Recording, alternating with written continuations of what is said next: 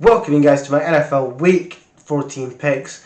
Last week I was 8-6 last week for picking the predictions last week.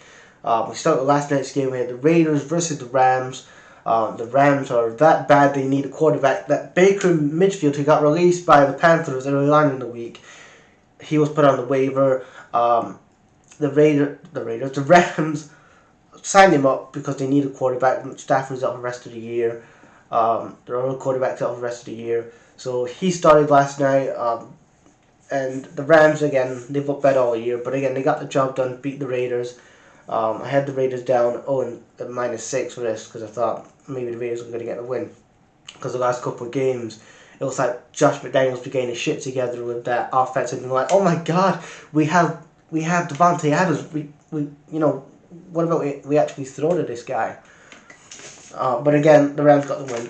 Going on to the early Sunday games, we have the Jets versus the Bills, two teams that are in playoff contention, two teams that are doing well this year. The Jets' defense is the reason why that they're in the playoffs. And the Bills, again, I know last week they got the win without Von Miller, but again, I'm going to say that the Bills get the win here, -10. We have the Ravens versus the Steelers. I don't know how Lamar Jackson is, if he's still injured, if he's going to play this game, but I'm going to go for the Ravens +2.5. We have the Browns versus the Bengals. You have Deshaun Watson, who is he's going to start his second game of the year, and the Bengals coming off that great win over the Chiefs last week on the road. I'm going to go for the Bengals at home. I'm going to go for the Bengals -5.5.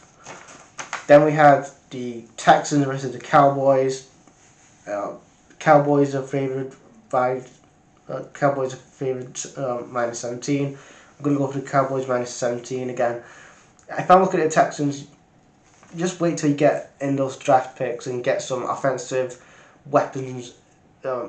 You look at an offensive line and then get yourself a quarterback. Maybe you look at C.J. Strauss, or you go for what I said in this past recap is go for Geno Smith, because again, there's a lot of teams I think in the offseason that's going to go for the Geno Smith.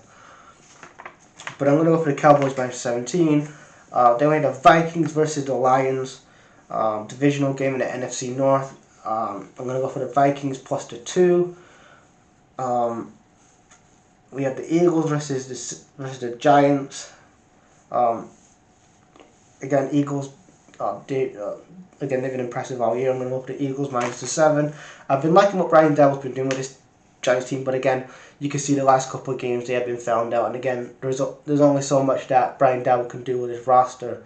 And for him to get him into playoff contention, I mean, that's great for him. I think he's one of my contenders for MVP of the year, in my opinion. But I'm going to go for the Eagles -7.